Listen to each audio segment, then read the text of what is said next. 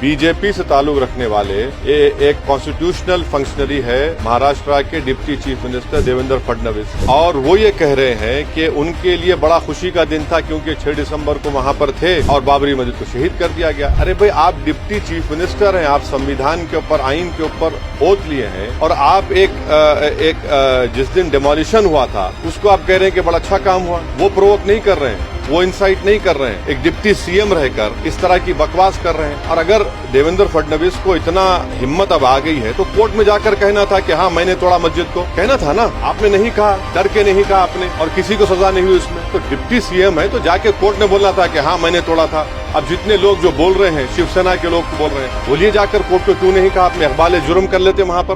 भाई अगर आप डरते क्यों हैं जेल से।